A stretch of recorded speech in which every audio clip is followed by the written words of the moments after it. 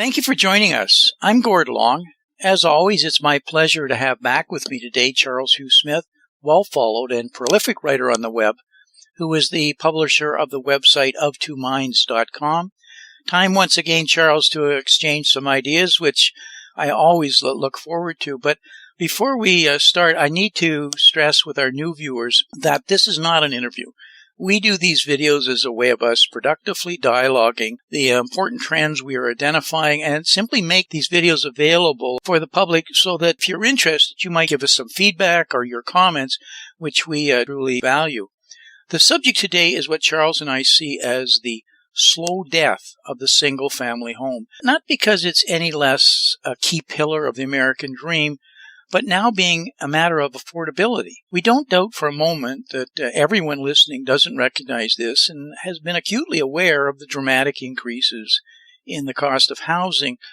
We will argue in this video that most don't yet fully realize the degree to which this is actually happening. It isn't just the price of the house and the mortgage rate that determines housing costs, but other, I'll call, hidden factors that new owners will learn about, unfortunately, the hard way, if they are the lucky ones that can actually clear the initial hurdle of housing prices and mortgage rates. As such, we'd like to discuss the subjects I'm outlining here on the screen. Charles, any comments on anything today before we begin? Gordon, I like the way that you've placed our discussion of housing in a larger context of the American dream and the social order that in which housing is a key element. It is at the center of the American dream, especially when it comes down to your family. Let's start off with a brief financial perspective on inflation and home ownership as a key element of the American dream. It is estimated today that the American dream will cost a minimal amount of $4.4 million in lifetime income to afford the American dream, as shown here on this chart. The two biggest incomes, as you can see, are the needs for retirement and home ownership. This quickly is followed by child rearing costs of the average family size of 2 children. The problem right off the bat is, first of all, this exceeds the average lifetime salaries of both men at $3.3 million earned in a lifetime and women at $2.4 million, assuming both have a bachelor's degree. And second, it's moving from defined benefits to contributory benefits to now minimal contributions from employers towards employee pension needs. Few today actually have a pension. So Social Security Day isn't even in the ballpark, ever mind what it will be when most people retire. People now increasingly, therefore, are seeing their home as the only possibility of having a retirement nest egg.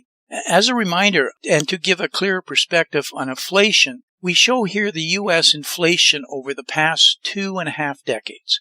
Cumulatively, it comes to over 40% in lost purchasing power, and inflation should be thought of as lost purchasing power of the currency. That's what it is. In my rural suburban Boston, with people commuting into Boston to work, housing has risen from $285,000 in 2000, which I show here, on basically a 2,000 square foot family home, to presently well north of $750,000 for the same home, a 163% increase, making it almost unaffordable, except possibly for those with two well-paying professional incomes. But remember, too, in Massachusetts, the average income is the highest in the nation at just over $100,000.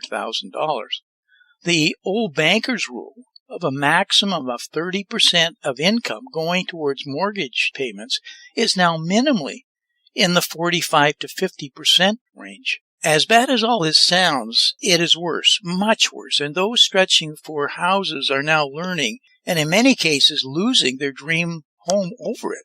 And that is because of a poor understanding of the exploding cost of total home ownership.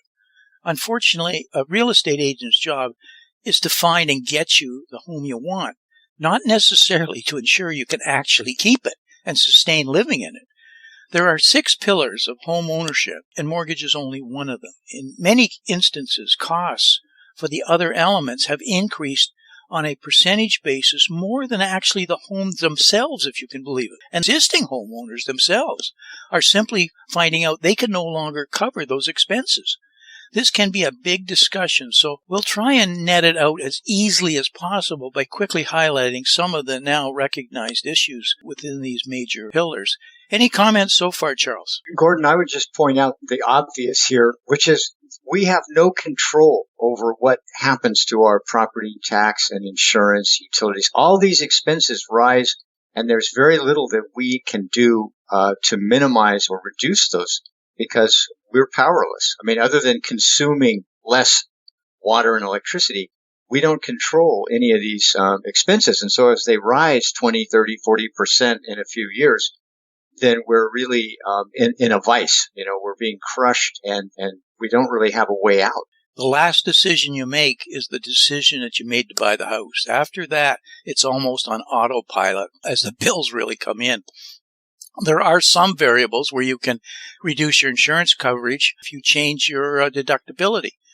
So deductibilities are going up dramatically just to maintain these insurance rates at what they might have been or reasonable levels of increase. So, there may be some decision making in there. The real estate giant Refin is out with a major report which shows in just the last 5 years the total cost of ownership on a national basis now approximates 87.5%. They state it is now, and I'll quote them, a new affordability crisis. End of quote. And it is forcing existing homeowners out of their homes. On average, they have found homeowners can expect to pay over $14,000 a year or $1,180 a month in little understood costs related to owning a home. Property taxes in the U.S. have risen 29.2% since 2019. And research by ATOM shows that the property tax revenues increased 5.4% from 2019 to 2020, despite the pandemic, 1.6% in 2020 alone. In 2021, the property tax collections rose by 1.8%, 3.6% in 22. Last year, 2023, the increase was 6.9%, and it is expected to get much worse as these numbers just keep compounding. Those weren't just additive, they compounded on each other. And next is rising home insurances. Yes, that's plural, because there are a few insurances you need, not just one, for contents. For those who, for example, have a mortgage with less than 20% down, you're required to actually have mortgage insurance. That is private mortgage insurance rates, which vary by credit score and other factors and typically range from 0.58 to 1.86 of the original loan amount. So maybe with a $30,000 cash down payment versus 20% in total, you're likely to be paying close to $11,000 per year after tax on that mortgage insurance element alone. The risk, the fact that you didn't put down $150,000. Homeownership premiums themselves are up by 33.8% between 2018 and 2023. The average premium in February 2024 was about $141 a month for a home. With $250,000 worth of dwelling insurance, that's a 23% increase from January of 2023. What few also appreciate is that the deductibles, as I mentioned earlier, are also rising significantly. And if you have an insurance claim, don't be expected to be made whole unless you really pay up hugely for full insurance coverage. Many want insurances like title insurance to protect those who prey on homeowners. They require homeowner association liability insurance because more and more they're zoning areas as private ways so the town doesn't have to assume, at least here in Massachusetts, any of the costs that go with it. And with that come not just costs for you, but insurance liabilities of various suits that starts to unfold. And various types of weather disaster insurances, flood, hurricanes, tornadoes, and fire. There are more, especially when you start plugging in your EV into your house electrical system. Comments on any of these, Charles? I'm glad you mentioned all the different aspects of insurance. And of course, one of the largest is that when insurance companies suffer losses in the billions of dollars, they will simply leave the market. They'll just bail on the entire market in states or regions. Or they'll triple their rates because they're not in the business to lose money, right? So, and the way the global insurance system works is they all require reinsurance from global giant insurers. And so it doesn't really matter if your area didn't suffer a dramatic weather event. It can be a neighboring region or some other state. But as far as the insurance companies are, view it, everybody has to pay more now because our costs are rising, across the board. And so we're trapped in this thing where, you can be seeing huge increases from the nature of the global insurance industry itself that has nothing to do with your particular home or region. Precisely. Then there's different elements that I've just seen here in the last few weeks. I have a friend of mine in Florida whose house insurance, now they're having the hurricanes issues, but his house insurance went from $3,000 to $13,000. And it's actually going to force him to relocate because he's living on Social Security. I've been noticing more and more drones flying around our housing areas, and I come to discover that it's insurance companies, and they're flying over the rooftops, checking to see if trees are too close to the house, or the roof itself is in disrepair, or anything else that they're looking for, and then coming back and saying, unless these are fixed, we're going to cancel your insurance or raise your policies. So almost like you have regular house inspections going on right now. So switching gears here, everybody's aware of energy issues that are going on, but the utility bills for electricity, gas, oil, water, sewage, waste management are driving, apparently, according to the statistics that I saw, 1 in 5 Americans to actually downsize their existing home. Not necessarily get rid of it, but get a smaller home. In 2022, the average cost of electricity increased more than 15%, which helps explain why 76% of respondents reported higher electric bills. Then the next 3 most common increases were gas at 55%, water and sewage at 53%, and even things like the internet itself going up by 32%. So it now costs an average of $6,648 per year to maintain a single-family home. These are what the studies are showing, $6,500. And new data from Thumbback Home Care Price Index reveals the specifics of maintenance increases from the third quarter of 2022 to the third quarter of 2023. An average home maintenance cost increased by $400. From $61.46 to that $55.48 I just mentioned. And although the rise in costs have slowed, those expenses have still reached unseen levels. And actually, that $65.48 per year I just mentioned would be considered a steal in the areas I'm showing here on the right. Then there are general services that you need to run your household that you can't do or just don't have the time to do. All services are exploding higher, and home services are no different. They range from landscaping to homeownership association fees to solar panels to backup power generators to fence installations, and the list goes on and on. Things you didn't budget for are big expenses. And when you own a home, you can expect to always have your hand in your pocket looking for money and spending a lot of time at Home Depot and Lowe's. And I think you get the picture, and it's only going to get worse. Any comments on that, Charles? As a former building contractor, I would just add that, the cost of having real repairs, you're looking at 5 figures for virtually anything. In other words, $10,000 and up, to have a new roof or any kind of major repair done on your house. It's very expensive. And it's not just because people are trying to rip you off. It's that their costs are skyrocketing for workers' compensation, for disability insurance. And it's hard to find quality workers now. In other words, it's hard to find people who do good work. And so then you have to pay, the wages are rising too. And so all of this adds up to staggeringly expensive repair bills. So true, Charles. As I mentioned, trees and insurance company. Well, I and the 2 neighbors on either side we just had to remove trees. Total bill for all 3 houses was well over $20,000 to remove the trees that we had to remove. None of us were really budgeting for that kind of money, but that's what we were just handed for out of nowhere.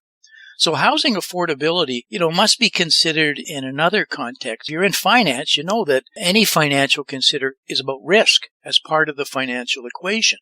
So what is the actual risk you're taking here with owning a house besides being able to pay the bills? So you ask, what risk do I reasonably take in buying a home? Well, the wealth-to-income ratio I'm showing here is currently at 785%. It is far above its long-term average of 550% going back to 1952. And earlier peaks were, as you can see, at 620% in 2000, that was the NASDAQ bubble, and 680% in 2007, the last property bubble we had, and were followed each time by severe crashes downwards. I'm not saying that's going to happen, but we've never been at these heights, so therefore significant risk here. So this suggests that any shock could send these prices sharply lower. So can you live being upside down on your house if you get divorced, or you lose your job, or you're forced to move? The risks of this occurring today are actually statistically quite high. And you could be on the wrong side of that. Then there is the practical matter of what is your income and purchasing power in the area you're going to be a homeowner in, and that varies quite dramatically. Comments there, Charles? We're not going to have time today to discuss this in depth, but one of the elements in this risk of what we might call a housing bubble is that the financial system has incentivized private equity and other concentrations of wealth to snap up housing as an asset class for rentals or just appreciation. And so a lot of the demand that we assume is other people trying to buy a home to live in is actually investment properties being snapped up. And so if that environment changes and all these hundreds of thousands of homes that have been bought as Airbnb rentals or for rentals, if the owners decide to dump them, that could be the trigger of a 20% decline, say, in the valuation of all housing. Increasingly, people in high earnings categories, as you can see in this chart, are living paycheck to paycheck, all levels of income. So the question is, can you live that way? It comes with a lot of pressure on parents and the families. And I was listening to a young man not that long ago, and I was asking him, getting married, and if he was going to buy a house, and he said no. And he was quite abrupt at saying no, and I thought, well, that's interesting. So I said, why is that? He says, I grew up listening to my parents argue about the house and costs, and I don't want to live that way. And I thought it was really telling that there are a lot of people that it spills over to the kids when you're under all the pressures that come with these hidden costs and stretching. And we're stretching because we believe that housing's the only way that we're going to save and experience the American dream. And then another point, Charles, we're seeing this mass migration going on in America as many try and alleviate some of these mounting pressures by moving to and selecting lower cost areas. Now I'm finding that some of them that chose those areas are now moving out because the prices have shot up there. So it's just this continuous, we really are seeing a massive migration in America, and I think a lot of it stems to not just the house, but the total cost of living in various areas. And unfortunately, they're tied to the jobs.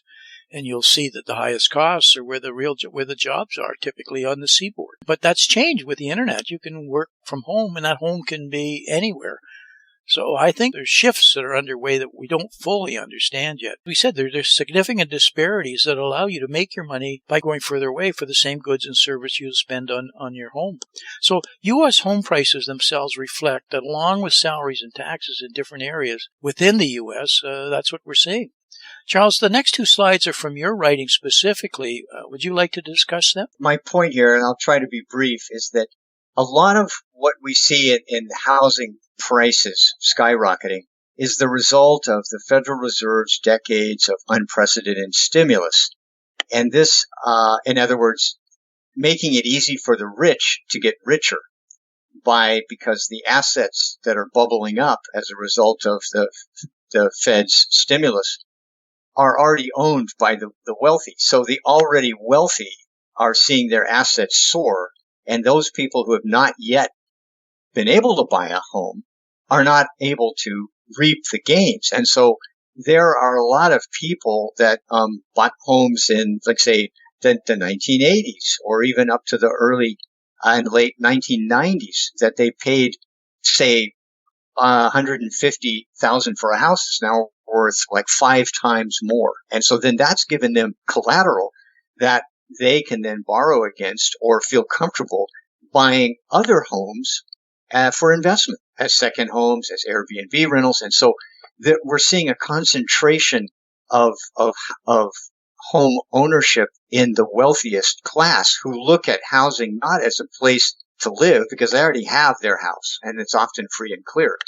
They're looking at it as an investment asset that is appreciating, relatively safe. It's not a meme stock. And so this has put tremendous pressure on the cost of housing, especially in areas that are highly desirable, as you say, which tend to be areas where there's a lot of jobs. And so housing in the U.S., just sort of anecdotally, if you're going to go to a small farm town in the Midwest, which is losing population, houses there go for $45,000, $50,000, but it's hard to find a job. And so there's a mismatch, is what I'm saying demographically, which is what you alluded to, between where you can make a living and where you can afford a house. And there's no easy solution to that. The second slide, I talk about the debt disposable earnings pyramid, which is my way of sort of describing what happens in an over-indebted society. And so the point here is, if for a lot of people, they're going into homeownership already carrying large student loan debt. They also have an auto loan or two. And so the amount that they're required to borrow in a mortgage is pushing these households into the upper levels of risk of defaulting on debt, because in some ways this debt is never going to be able to be paid off, or it will take an entire lifetime. And so if there was an asset bubble crash, or if they lost a job or something, then there's a lot of vulnerability to default. And so that's systemic. In other words, that's not just related to one particular income class or some region. It's across the entire nation. So what are our conclusions overall? I'm showing here what's known as bubble symmetry, which is you can look at any bubble, whether it's in tulips, South Seas, stocks in the 1700s, or the dot-com bubble in 2000. Bubbles tend to rise and then fall in a symmetry. So they fall at the same rate and around the same time duration as they rose. And so this is a chart of the current NASDAQ. Now it's very dramatic, but the housing price bubble that we're experiencing is also significant, and it sort of dwarfs the bubble in 2007 and 8 that popped with such devastating consequences. So we have to keep this in mind in terms of risk in all asset classes. And this is the result, unfortunately, of making housing an asset class that's competing with stocks and bonds and other asset classes, as opposed to shelter for families and households. There is a real risk in home ownership today, as we just talked about. And so we're not necessarily saying there's a stock crash or housing crash, but you can see it coming in real estate. And minimally, we could be plateauing and have high costs for a sustained period of time. And as some of this affordability has to some way come back, it may be in some of all those hidden costs, we don't know. The recovery period may be more than you can actually financially handle. In the larger context of the economy, in my view at least, the Federal Reserve's policies of monetary stimulus and the federal government's sort of incentives to borrow money in a mortgage, because you get to deduct the mortgage interest, has created winners and losers. And of course, it's the younger generations are the losers, because they're entering their peak earning years and family years with housing at unaffordable rates that are pushing them to take tremendous risks that the previous generations didn't have. And so the winners and losers are now including everybody that owns a home is a loser in the sense that our costs are skyrocketing, as you've so clearly delineated. And so the mass relocation or shifting of people trying to find an affordable home and a job, that's not a process that's going to end, right? And so that's creating demographic issues that we can't really control or necessarily predict. And then, of course, as I mentioned, foreign investors, private equity, and the wealthiest have snapped up housing. And so, in a way, a crash or a decline of 20% that encouraged investors to unload property might be the only way that we get more affordable housing. Something like that typically happens, Charles. Not saying it's going to, but that's more chances than not. The key messages that I think come out of all this to me, Charles, is first of all, the simple fact that a single family house is being priced out of the market to raise a family in. Today, to afford one, you may be too old to actually raise your family in it when you finally reach that stage. We're somewhere in that transition right now. We need to really begin to recognize that, or at least our politicians better. Second, the total cost of ownership is actually increasingly the problem, not the mortgage and the capital costs, as if they're not a problem. Third, housing at these levels may not currently be the best investment for you and your families, at least yet. A bridge may be required where, while your children are still young, so you, in a few years, can buy that home to raise your growing family and be able to afford it and still achieve the American dream that we're all looking to experience. Fourth, the problem is truly global in nature. There's just no question. This is not something unique to the United States, different ways we're handling it. But real estate in all major centers around the world is just astronomical. And there's nothing really unique, and there's no real solutions that are being found there either. And as you clearly point out, Charles, there's winners today, and those, unfortunately, I believe, are preying on the system, and that is foreign investment, private equity, and the wealthy from financialization who've got terribly, frank and ungodly rich. Six, the falling mortgage rates will not be sufficient or ever get low enough, actually, to solve this problem. Don't think falling mortgage rates are going to solve the problem. They're not. And I don't personally believe we're ever going back. We may go to quantitative easing where we're going back to zero and very low rates. We're going to see higher risk premiums. That's my personal opinion. So don't count on that. And the last one to mention is total ownership costs must be adjusted downward, as I said earlier. And they will be, or we have seen or if they're not, then we've seen the end of the family home as part of the American dream. Any concluding comments, Charles? Yeah, Gordon, your list just sort of, to me, emphasizes that there's social and political and economic consequences to the unaffordability of housing and home ownership. And those are playing out in real time, and they could destabilize our society over time. And I think that and in my opinion, they are already destabilizing our society, that making it difficult to have a stable environment to raise your kids and live your life. It is changing the fabric in so many ways. The younger millennials and Gen Zs do not see home ownership realistically as a possibility, and they're going to have to get it, and I can see it, are relying on wealth coming from the baby boomers as they die or get rid of their homes. Well, those capital gains are huge on those homes. I cannot believe the government's going to let people walk away with that money from those homes. It's a huge nest egg. And also, on voting-wise, the younger generation, which now the Gen Zs and millennials are crossing over, the baby boomers and the Gen Xs now are becoming and will be a much bigger voting bloc. They're not going to vote for where they're having nothing, and they're seeing the elderly with all these assets and they're being asked to do things. That's just human nature. So this wealth is going to be massive. It shifts in how the politicians look at it, economically, how it handled what the electorate demands. So those are all yet to play out, and I'm sure we'll have a chance to talk more of those coming videos. Charles, we're up against our hard line. Always enjoy talking. And until next time we meet, all the best. Thank you, Gordon. Talk to you later. Bye.